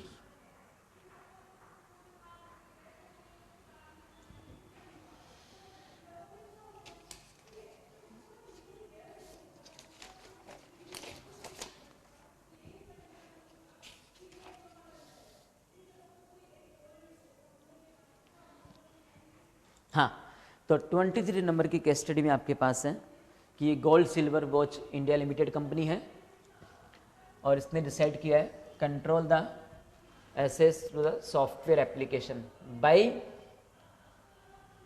सेग्रीगेटिंग एंट्री लेवल और अपडेटिंग लेवल। तो जो सॉफ्टवेयर, जिस सॉफ्टवेयर पे आप काम करते हो उस सॉफ्टवेयर के लिए एक्सेस कंट्रोल कर लिया इसने, जिससे कोई गलत पर्सन डेटा एंट्री नहीं कर पाएगा और डेटा अपडेट भी नहीं कर पाएगा। जिसको परमिशन है वही एंट्री करेगा, जिसको परमिशन है वही अपडेट करेगा। तो कोई अदर पर्सन जो अनऑथोराइज्ड है वो पर्सन उसका डेटा सॉफ्टवेयर एक्सेस ही नहीं कर सकता। तो एक्सेस ही नहीं कर पा रहा तो चेंज करने का तो बात ही नहीं आता है। तो आपने पहले से कंट्रोल कर दिया है कि कोई भी पर्सन जो ऑथोराइज नहीं है वो डेटा एंटर भी नहीं कर सकता है और जो ऑथोराइज नहीं है वो डेटा अपडेट भी नहीं कर सकता, जिसमें मिसयूज होने का कोई चांस ही नहीं हो। तो ये आपने पहले ही रोक दिया है, पहले ही रोक दिया है तो वो कहलाएगा प्रिवेंटिव कंट्रोल। कि आपने परमिशन ही नहीं दी डेटा यूज करने की, डेटा एंट्री करने की, डेटा अपडेट करने की, आपने परमिशन ही नहीं दी है। तो किसी को परमिशन ही नहीं दी है डेटा सॉफ्टवेयर यूज करने की तो ना तो गलत एंटर होगा और ना डेटा गलत अपडेट होगा। तो आपने पहले ही उनको रोक दिया है इसके अंदर, तो प्रिवेंटिव कंट्रोल आ जाता है। तो आपने परमिशन देने से पहले, यदि ऐसा होता कि परमिशन दे दी आपने और परमिशन देने के बाद आप किसी ने गलत डेटा एंटर कर दिया है तो उस केस में परमिशन दे रखी है आपने और परमिशन देने के बाद यदि वो गलत डेटा एंटर कर देता है और उसके बाद आप फाइंड आउट करते हो कि किसने गलत डेटा एंटर किया है तो वो कहलाता है डिटेक्टिव कंट्रोल, और उसके बाद उसको सही करते हो तो वो कहलाता है करेक्टिव कंट्रोल। लेकिन आपने तो परमिशन ही नहीं दी है उसको डेटा एंटर करने की तो वो कहलाता है प्रिवेंटिव कंट्रोल। फिर इसके बाद नेक्स्ट आता है कि ये जो कंपनी है gold silver watch India limited, इसने एक अपना डेटा सेंटर बना रखा है पूरा और इस डेटा सेंटर में अप्रोक्सीमेटली 350 एम्प्लॉइज काम कर रहे हैं जो इनके बिजनेस प्रोसेस को हैंडल करते हैं। बिजनेस प्रोसेस को ये हैंडल कर रहे हैं। अब आपने क्या किया इसके अंदर, 350 पर्सन्स हैं और ये सब ऑनलाइन सिस्टम पे काम कर रहे हैं। तो इन्होंने अपने नेटवर्क सर्वर बना रखा है और मेल सर्वर बना हुआ है जिसके थ्रू आप डेटा सेंड और रिसीव करते हो, कंट्रोल मैनेज करते हो। तो उसके लिए क्या किया है, सर्वर के लिए एक सेपरेट रूम बना रखा है, सेक्लूडेड रूम। सेक्लूडेड रूम का मतलब होता है सेपरेट रूम, जो एकांत में होता है। एकांत में जो सेपरेट रूम बनाया जाता है वो रूम आपका कहलाता है सेक्लूडेड रूम। तो आपने सर्वर के लिए, मेल सर्वर के लिए, क्योंकि इसमें 350 एम्प्लॉइज काम कर रहे हैं और 350 एम्प्लॉइज के लिए ओपन में सर्वर यदि बना दिया जाता है तो कोई भी सर्वर का मिसयूज कर सकता है, कोई भी सर्वर को डिटेक्ट कर सकता है, कोई भी सर्वर में डेटा चेंज कर सकता है। तो आपने इन सबको कंट्रोल करने के लिए आपने क्या किया, पहले ही एक नेटवर्क सर्वर और मेल सर्वर सेपरेट बना दिया, सेक्लूडेड रूम, सेपरेट रूम बना दिया, एक एकांत में सेपरेट रूम बना दिया। वो भी किसके साथ में, रेस्ट्रिक्टेड एंट्री के साथ में, रेस्ट्रिक्टेड एंट्री के साथ में। कि आपने क्या किया, जो ऑथराइज पर्सन होंगे उनका आपने कार्ड इशू कर दिए, एक गार्ड बैठा दिया अपन ने। अब वो गार्ड क्या करेगा, जब भी कोई पर्सन जा रहा है तो वो चेक करेगा कि ये सही पर्सन है या नहीं। यदि सही पर्सन है तब तो उसको उस सर्वर रूम में जाने की परमिशन मिलेगी और सही पर्सन नहीं उसका आईडी चेक करेगा, उसका गार्ड बैठा दिया अपन ने, और उसके बाद वो चेक करेगा कि ये राइट पर्सन है तो ही उस सर्वर रूम में जाने की परमिशन मिलेगी, और यदि ऑथराइज पर्सन नहीं है तो उसको बाहर ही रोक दिया जाएगा। तो इस तरह का जो कंट्रोल कहलाता है कि गलत पर्सन जा ही नहीं पाए, वो कहलाता है प्रिवेंटिव कंट्रोल। अब लेकिन प्रिवेंटिव कंट्रोल के अंदर एंट्री रेस्ट्रिक्ट किया आपने। एंट्री जब अपन रेस्ट्रिक्ट करते हैं तो उसके लिए आपको 1 by 1 पर्सन के एंट्री को मैन्युअली चेक करना पड़ता है। उसके लिए गार्ड बैठेगा तो वो 1 by 1 की कार्ड चेक करेगा, या आपने कोई एक सिक्योरिटी लॉक लगा रखा है, तो सिक्योरिटी लॉक में वो एक एक की आईडी चेक करेगा, आईडी रीड करेगा उसके अंदर थंबप्रिंट से किसी से भी, तो 1 बाय 1 का वो डेटा रीड करता है, और 1 बाय 1 का डेटा रीड करने के बाद जो ऑथोराइज होता है उसके लिए डोर ओपन हो जाता है और वो एंट्री कर जाते हैं, और जो ऑथोराइज नहीं है तो उसके लिए डोर लॉक रहता है। या गार्ड बैठा दिया अपन ने, तो गार्ड एक एक की आईडी चेक करेगा और एक एक की आईडी चेक करके वो एंट्री देगा। तो आपने क्या कर रखा है, ध्यान रखिएगा ये चीज कि रेस्ट्रिक्टेड एंट्री कर रखी है आपने। तो रेस्ट्रिक्टेड एंट्री जो होती है कि मल्टीपल एम्प्लॉइज हैं, 350 एम्प्लॉइज हैं, सर्वर रूम में जाने की किसी को परमिशन है और किसी को परमिशन नहीं भी है, कुछ को एम्प्लॉय को परमिशन और कुछ को परमिशन नहीं है, तो अपन ये 1 बाय 1 मैन्युअली चेक करेंगे कौन ऑथोराइज है और ऑथोराइज नहीं है, ताकि गलत पर्सन नहीं जा पाए। तो ये कहलाता है मैनुअल प्रिवेंटिव कंट्रोल। तो ये ध्यान रखिएगा, जब भी कहीं पे रेस्ट्रिक्टेड एंट्री वाला पॉइंट आ जाता है तो प्रिवेंटिव कंट्रोल होता है, मैन्युअली की गलत पर्सन नहीं जा पाए, उसके लिए एक एंट्री चेक होगी, एक एक आईडी कार्ड चेक होंगे, बायोमेट्रिक चेक होगा, और उसके बाद ही जो ऑथोराइज होगा उसी को जाने की परमिशन मिलेगी। ये मैन्युअली चेक करना पड़ता है 1 बाय 1। हाँ, मैन्युअली चेक करने में ऑप्शन हो सकता है कि आप कार्ड के थ्रू चेक कर सकते हो, आईडी कार्ड बना के चेक कर सकते हो, या थंबप्रिंट से, थंबप्रिंट एक एक पर्सन थंबप्रिंट करेगा तो मैन्युअली चेक होता है इसके अंदर। तो 1 बाय 1 का चेक होता है, एक साथ सबका डेटा अपन चेक नहीं कर सकते हैं। फिर इसके बाद नेक्स्ट 3rd नंबर क्वेश्चन आता है कि आपको एक एज ए ऑडिटर अपॉइंट किया गया है। An auditor wants to collect evidence based on system user profile. अब आपको बताना है कि इस पर्पस के लिए कि जो सिस्टम एक्सेस कर रहा है, सिस्टम यूज कर रहा है, जो यूजर सिस्टम यूज कर रहे हैं उसने सही यूज किया है, सही ट्रांजैक्शन एंटर किए हैं, तो वो उसकी प्रोफाइल के बेसिस पे चेक करना है कि कौन पर्सन सिस्टम को यूज कर रहा है, कौन पर्सन यूज करने के लिए ऑथोराइज है या नहीं है। तो उस पर्पस के लिए जब ऑडिटर यूज करेगा टेक्निक, तो कौन सी टेक्निक को यूज कर सकते हैं इसके अंदर। तो जब यहाँ पे ट्रांजैक्शंस को चेक करना हो, ये ध्यान रखिएगा मेन, जब कोई भी यूजर आपके सिस्टम को यूज कर रहा है और सिस्टम को यूज करके उसमें ट्रांजैक्शंस कर रहा है, तो अब आप ये देखना चाहते हैं कि उस यूजर ने सही से ट्रांजैक्शन परफॉर्म किए हैं या नहीं किए हैं। तो यूजर की प्रोफाइल जब चेक होती है, ये चेक करने के लिए कि उसने सही से ट्रांजैक्शंस परफॉर्म किए हैं या नहीं किए हैं, सही डेटा एंटर किया है नहीं किया है, तो उसके लिए ऑडिट टेक्निक जो यूज होती है वो कहलाती है स्कार्फ टेक्निक।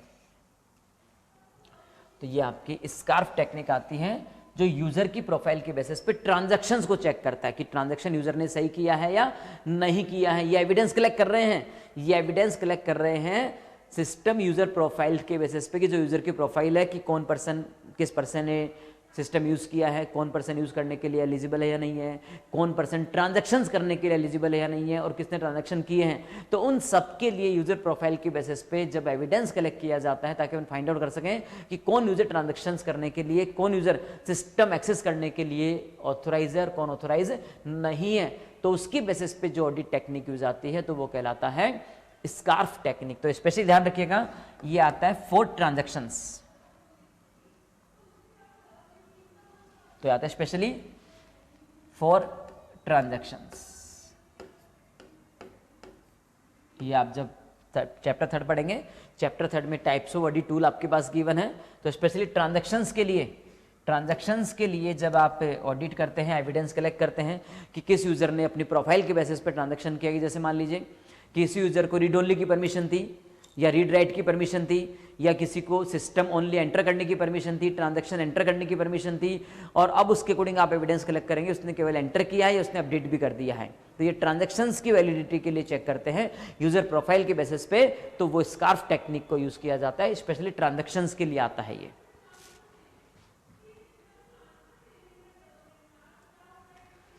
फिर इसके बाद नेक्स्ट क्वेश्चन आता है,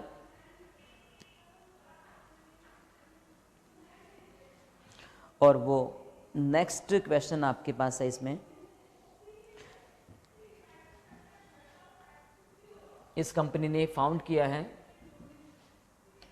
when found negligent in handling personal information of customers, then company's liability to damage it covered under। तो देखिए, कस्टमर्स की इंफॉर्मेशन को कस्टमर्स की जो इंफॉर्मेशन है, found negligent handling personal information of customers. तो कस्टमर्स की पर्सनल इंफॉर्मेशंस को मिसयूज कर लिया गया है, कस्टमर्स की पर्सनल इंफॉर्मेशंस को प्रोसेस कर लिया गया है या उसको मिसयूज कर दिया गया कहीं पे, तो वो किस सेक्शन में पनिशेबल होगा।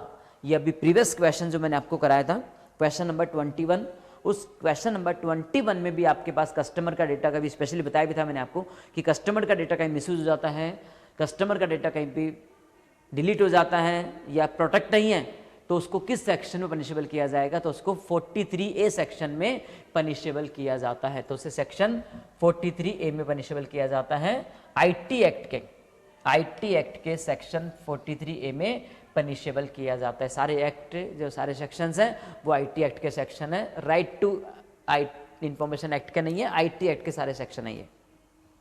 तो इंफॉर्मेशन टेक्नोलॉजी एक्ट के सेक्शन 43 में पनिशेबल होता है। क्यों होता है? क्योंकि ये कस्टमर्स के इंफॉर्मेशन को, कस्टमर की पर्सनल इंफॉर्मेशंस को मिसयूज कर लिया गया है, कस्टमर्स की पर्सनल इंफॉर्मेशंस को डैमेज कर दिया गया है। तो उसके लिए सेक्शन 43 में भी जो प्रीवियस क्वेश्चन आया था, क्वेश्चन नंबर 21 का जो फर्स्ट क्वेश्चन था, उसमें भी मैंने बताया था कि कस्टमर का डेटा कहीं मिसयूज हो जाता है तो अपन सेक्शन 43A में पनिशेबल करते हैं इसके अंदर।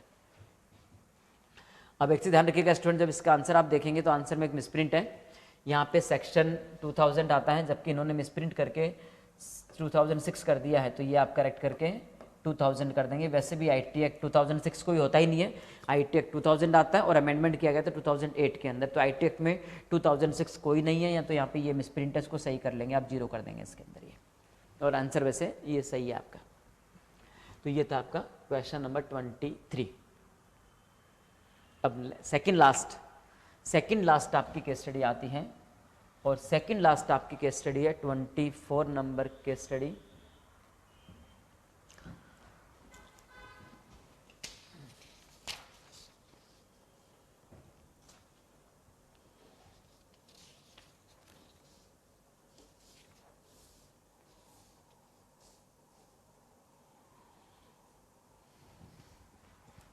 हाँ, तो देखिए 24 नंबर की केस स्टडी का कंसेप्ट है।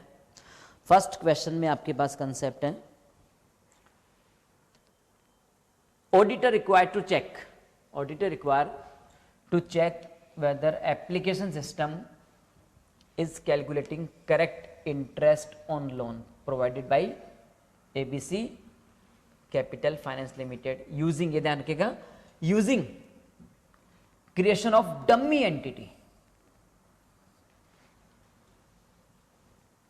Creation of using dummy entity. तो आपको चेक वेदर एप्लीकेशन सिस्टम, जो आपका एप्लीकेशन है, जो आपका सॉफ्टवेयर है, जो इंटरेस्ट कैलकुलेट करता है, तो जब कोई भी सिस्टम इंटरेस्ट कैलकुलेट कर रहा है तो इंटरेस्ट कैलकुलेशन में चेक करना है कि वो इंटरेस्ट कैलकुलेशन करेक्ट कर रहा है, किसके अकॉर्डिंग कर रहा है वो, यूजिंग डमी एंटिटी। तो डमी एंटिटी आपने सिस्टम में, dummy entity in the system, dummy entity in the system, तो एक डमी एंटिटी बनाई गई है उसके अंदर, उस डमी एंटिटी के अकॉर्डिंग आपने डेटा इनपुट कर दिया है। अब डेटा इनपुट करने के बाद उसमें डमी एंटिटी बनाई गई, डमी कैलकुलेशन बनाई गई है। अब आपको देखना है कि उसके अकॉर्डिंग सही रिजल्ट आ रहा है या नहीं आ रहा है। तो उसके लिए आप यहाँ पे किस टेक्निक को यूज करेंगे, दिस टेक्निक को यूज करके आप ये फाइंड आउट कर सकते हैं कि वो कैलकुलेशन करेक्ट है या इनकरेक्ट है। तो अब आपको देखिए इसके अंदर जो डेटा इनपुट किया है उसको भी लिंक करके रखना है डमी एंटिटी के साथ। जो आपने डेटा इनपुट किया है उस इनपुट डेटा को डमी एंटिटी के साथ इंटीग्रेट करना है, लिंक करना है, और उसके बाद चेक करना है कि कैलकुलेशन करेक्ट है या नहीं है। तो जहाँ भी इनपुट किया हुआ डेटा है उसको लिंक करना हो डमी एंटिटी के साथ में, तो वहाँ जो ऑडिट टेक्निक यूज़ की जाती है वो टेक्निक आपकी आती है इंटीग्रेटेड टेस्ट फैसिलिटी टेक्निक, जहाँ पे इनपुट और प्रोसेस दोनों को देखना है कि इनपुट के बाद जो आपका प्रोसेस हो रहा है डमी एंटिटी के अकॉर्डिंग वो करेक्ट है या नहीं है, तो उसको इंटीग्रेटेड टेस्ट फैसिलिटी में चेक किया जाता है। ये ऑडिट टूल्स हैं, ऑडिट टूल्स पढ़ेंगे तो उसमें क्लियर लिखा है इन्होंने, ऑडिट टूल्स जब आप पढ़ेंगे चैप्टर 3 में तो उसमें क्लियर लिखा है कि dummy data in the system, dummy data in the system है, उसके बाद डेटा इनपुट होगा, इनपुट के बाद डमी डेटा से उसको इंटीग्रेट करेगा, मैच करेगा, और उसके बाद कैलकुलेशन सही है या नहीं है वो चेक करेगा। तो उसके लिए इंटीग्रेटेड टेस्ट फैसिलिटी टूल को यूज किया जाता है। ये चैप्टर 3 में क्लियर इन्होंने मेंशन कर रखा है इसके अंदर। फिर नेक्स्ट सेकंड क्वेश्चन आता है, ये अभी पहले भी क्वेश्चन आया है सेम क्वेश्चन, कि ABC finance limited reciprocal agreement में एंटर होता है किस पर्पस के लिए? Disaster recovery plan. ये भी प्रीवियस जो क्वेश्चंस थे उसमें भी मैंने बताया है, डिजास्टर रिकवरी प्लान्स के लिए आपने बनाया है ताकि अपन अपने रिस्क को जितना हो सके कम कर सकें। तो उसके लिए आप जब डिजास्टर रिकवरी प्लानिंग बनाते हो, बैकअप रिकवरी प्लानिंग बनाते हो, ताकि आपका डेटा लॉस हो भी जाता है तो अपन वापस उसको रिकवर कर सकें, तो वो किस में आता है? और वो आपका आता है इसके अंदर ट्रीट और मिटिगेट द रिस्क। मिटिगेट करना, ये ट्रीटमेंट अप्रोच, कौन सी ट्रीटमेंट अप्रोच यूज आएगी? तो मिटिगेट आपका यूज करते हैं इसके अंदर। ये पहले भी क्वेश्चन काफ़ी आया है इसके अंदर, पहले मैंने आपको बताया सेम क्वेश्चन, ये सेम क्वेश्चन अपन ने पहले भी देखा है इसके अंदर, कि डिजास्टर रिकवरी प्लानिंग करते हैं आपके डेटा का जो लॉस हो रहा है उसको रिकवर करने के लिए। तो वो आपका रिस्क मैनेजमेंट की स्ट्रेटजी में आता है कि आपने रिस्क को मिनिमाइज कर दिया, क्योंकि जो डेटा लॉस होता है उसको 100% कभी भी रिमूव नहीं कर सकते हैं, या कि बैकअप लेकर अपन उसको सेफ कर सकते हैं ताकि डेटा लॉस होने की रिस्क आपकी कम हो जाएगी इसके अंदर। तो पूरा डेटा दोबारा नहीं बनाना पड़ेगा, जिसका केवल लास्ट डेटा का बैकअप नहीं है, केवल ओनली लास्ट डेटा का बैकअप नहीं लिया, वही दोबारा बनाना पड़ेगा, वही फाइल दोबारा बनानी पड़ेगी। सारी फाइल दोबारा बनाने की रिक्वायरमेंट नहीं है, तो बैकअप आपने पहले से लिया हुआ है, तो आपकी रिस्क की और डेटा लॉस होने की मिनिमाइज हो जाती है, तो मिटिगेट कर देते हैं अपन रिस्क को। ये डिजास्टर रिकवरी प्लानिंग याद रखिएगा मेन। फिर इसके बाद नेक्स्ट आता है इसके अंदर, XYZ limited engaged in providing data processing services. तो ये किस में एंगेज्ड है? डेटा प्रोसेसिंग सर्विस प्रोवाइड करने में एंगेज्ड है, ठीक है। तो अब यहाँ पे क्या किया गया इसके अंदर, ABC capital finance limited various loan processing को मैनेज करती हैं, उसके लिए पर्सनल कंप्यूटर ऑफिस में है, बट जो पर्सनल कंप्यूटर उसमें इतनी प्रोसेसिंग पावर नहीं है कि वो इतने बड़े डेटा को प्रोसेस कर सके। तो इसलिए क्या किया इसने? अप्रोच किया है, किसको अप्रोच किया है? अमेजॉन वेब सर्विस को, approach to Amazon web service to provide them virtual machine. अभी भी क्वेश्चन आया था ये डेटा प्रोसेसिंग, तो डेटा प्रोसेसिंग के लिए वर्चुअल मशीन प्रोवाइड कर रहा है, उसकी वर्चुअल किसकी? Amazon web service. इसकी वर्चुअल मशीन को यूज़ करेंगे क्योंकि इसकी मशीन की प्रोसेसिंग पावर बहुत फास्ट है, तो अपन उसके रिसोर्स को यूज़ करेंगे और इसके रिसोर्स को यूज़ करके अपन अपना डेटा प्रोसेस करेंगे। तो उसके लिए जो सर्विस मॉडल यूज आता है वो सर्विस मॉडल आता है infrastructure as a service. Same question पहले भी आया है अभी, और वो सेम क्वेश्चन आपका आया था इसके अंदर 16 नंबर क्वेश्चन में, 16.3 जो क्वेश्चन मैंने आपको कराया है उसमें भी सेम कंसेप्ट आपके पास था, जिसके अंदर आपको ये कंसेप्ट गिवन है और ऐसे क्वेश्चन पहले भी मैंने कराए हैं। तो जब किसी भी दूसरी कंपनी की मशीन को एक्सेस करते हैं, किसी दूसरी कंपनी के रिसोर्सेज को एक्सेस करते हैं और उसके थ्रू अपना प्रोसेस करते हैं, तो वो कहलाता है सर्विस मॉडल में। क्लाउड कंप्यूटिंग चैप्टर 4 में आपके पास है infrastructure as a service model. फिर इसके बाद नेक्स्ट 4th नंबर क्वेश्चन का कंसेप्ट आता है आपके पास इसमें, और वो 4th नंबर क्वेश्चन का कंसेप्ट है इसमें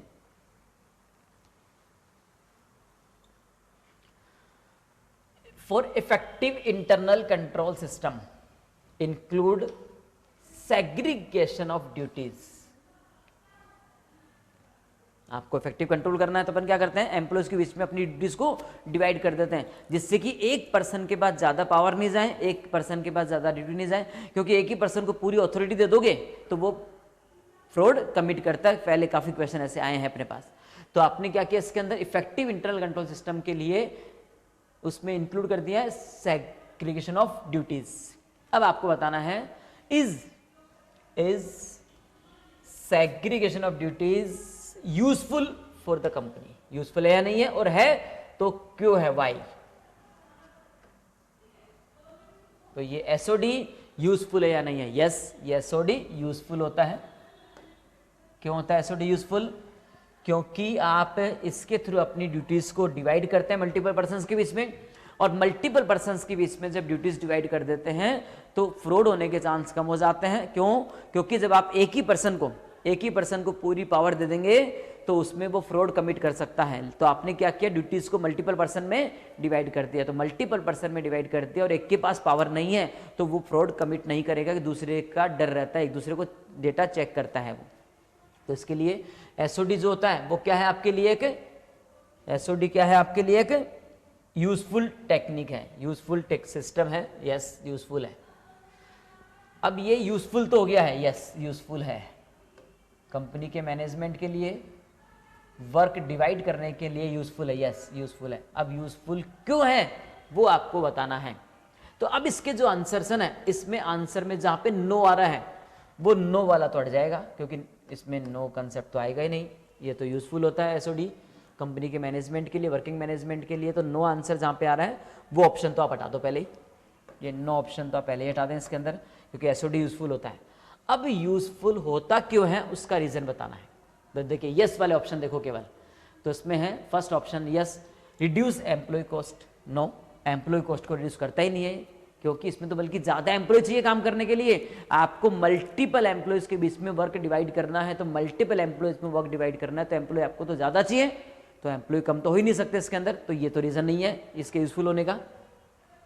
अगला रीजन देखिए, अगला reason yes, it reduce fraud risk and facilities accuracy check of one person's work by another. Yes ये वाला पॉइंट आता है, यस ये यूजफुल है। क्यों है, क्योंकि ये रिड्यूस करता है फ्रॉड रिस्क को, ये फ्रॉड रिस्क को रिड्यूस करता है। एक तो फ्रॉड रिस्क रिड्यूस क्यों करता है, क्योंकि अपने ड्यूटीज को सबके बीच में डिवाइड कर दिया है, और ड्यूटीज को सबके बीच में डिवाइड कर दिया है तो अब फ्रॉड नहीं होंगे। क्यों नहीं होंगे, क्योंकि पहले पर्सन को डर है कि मेरा काम दूसरा चेक करेगा, दूसरे को डर है कि मेरा काम तीसरा पर्सन चेक करेगा। तो जैसे होता है कंपनी के अंदर, बॉटम लेवल मैनेजमेंट का वर्क है उसको मिडिल लेवल मैनेजमेंट चेक करता है, मिडिल लेवल मैनेजमेंट का जो वर्क होता है उसको टॉप लेवल चेक करता है, क्योंकि अपनी ड्यूटीज उनकी पावर डिवाइड कर रखी है, तो उससे फ्रॉड कमिट नहीं होंगे। और प्लस ये आपको फैसिलिटी देता है, ये फैसिलिटी किसके देता है, accuracy check of one person's work by another. Internal control का कंसेप्ट यही होता है कि एक पर्सन के वर्क को जब दूसरा पर्सन चेक करता है तो वो इंटरनल कंट्रोल कहलाता है इसके अंदर। तो ये पॉइंट आ जाएगा आंसर में। फिर लास्ट 25 नंबर केस स्टडी, तो ये लास्ट आता है केस नंबर 25।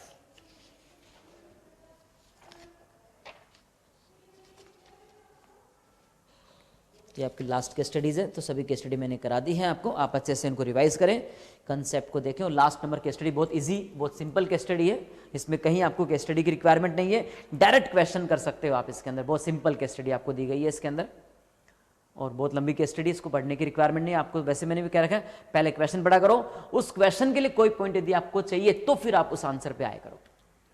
हाँ तो देखिए इसके अंदर यहाँ पे आपको कंसेप्ट दिया गया है, राउंडिंग डाउन का कंसेप्ट है, इसमें राउंडिंग डाउन का कंसेप्ट है।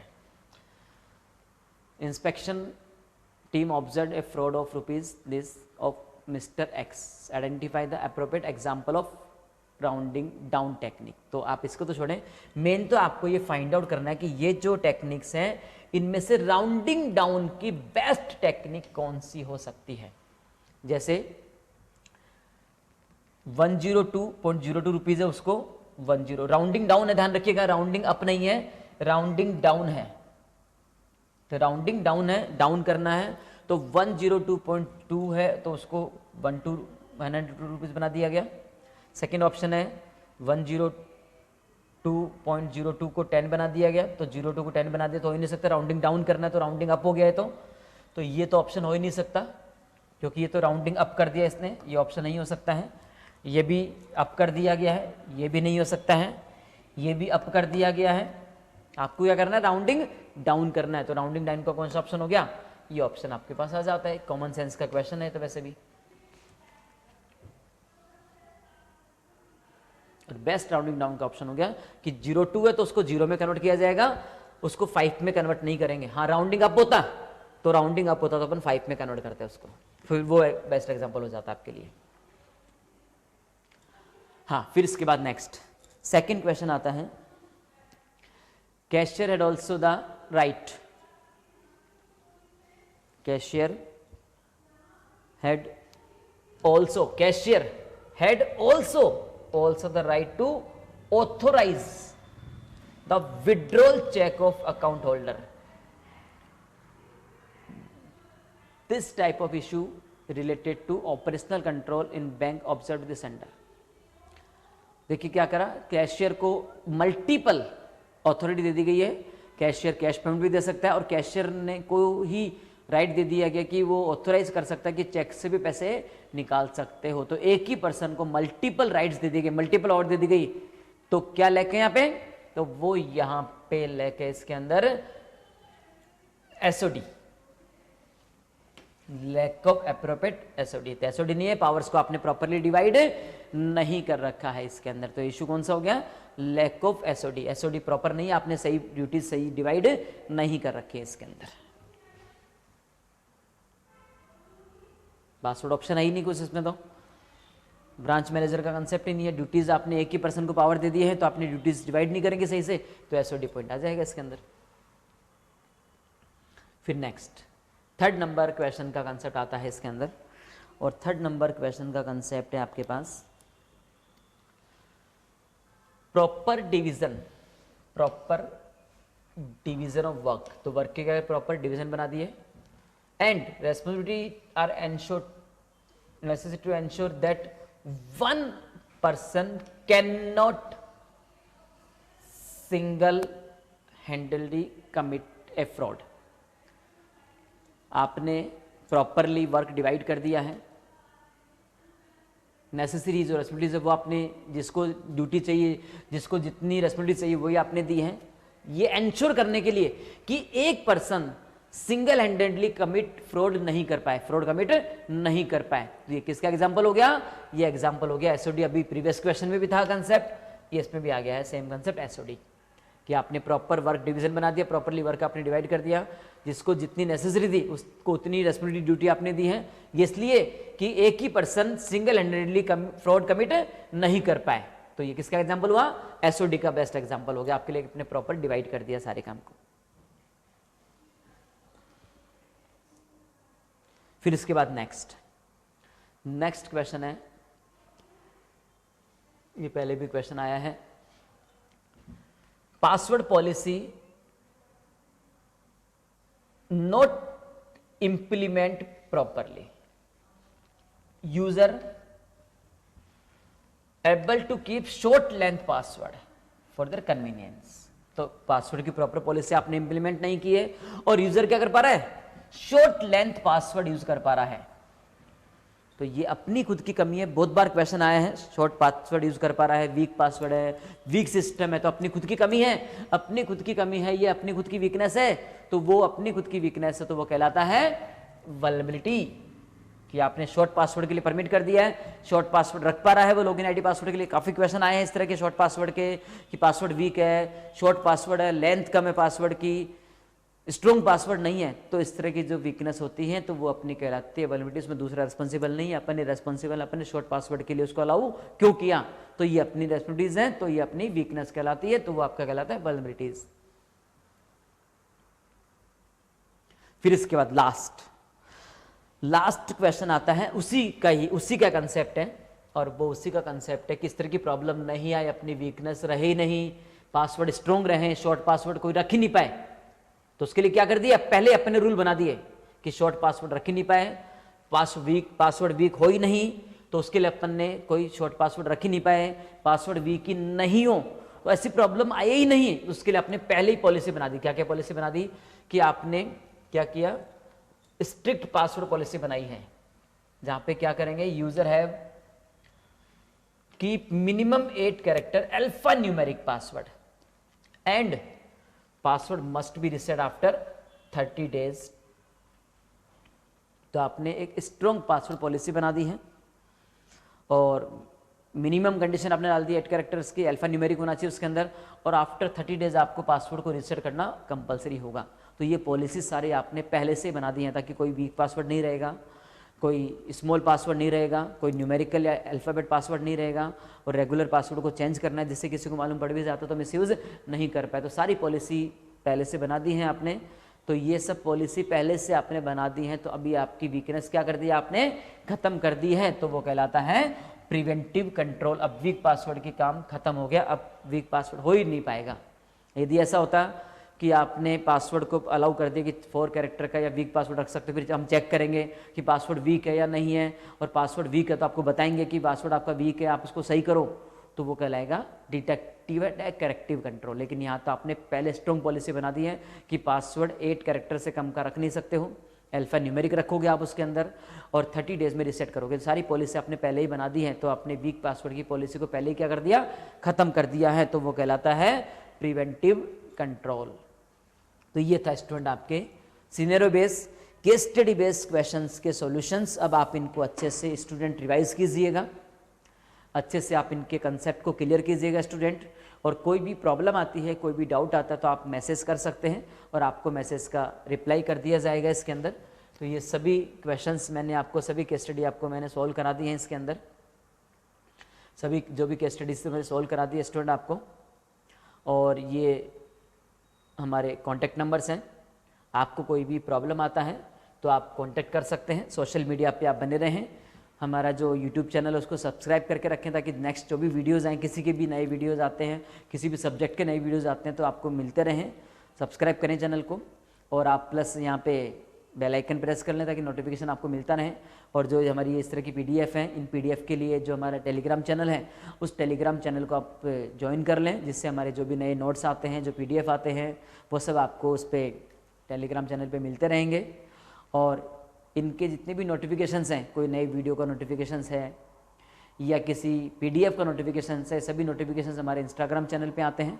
तो हमारे VSI के इंस्टाग्राम चैनल को आप फॉलो करें, जिससे जो भी नोटिफिकेशंस है, किसी वीडियो का नोटिफिकेशंस है, किसी नए नोट्स का PDF का नोटिफिकेशन है, तो वो आपको नोटिफिकेशन मिलता रहे, जिससे कोई भी नोट्स, कोई भी वीडियो आपका मिस नहीं हो स्टूडेंट। और ये कॉन्टैक्ट नंबर है, तो इन पे आप कॉन्टैक्ट कर सकते हैं। ये PDF आपको मिलेगा स्टूडेंट, जिसमें मैंने जो भी हाईलाइट किए हैं कीवर्ड्स, की पॉइंट हाईलाइट किए हैं, वो सब आपको उसमें मिल जाएंगे, जिससे कि आपको क्वेश्चन सोल्व करने में इजी हो जाए और आप इनको अच्छे से सोल्व कीजिए, रिवाइज कीजिए। कोई भी प्रॉब्लम आता है तो आप कॉन्टैक्ट कर सकते हैं। Okay student, good bye.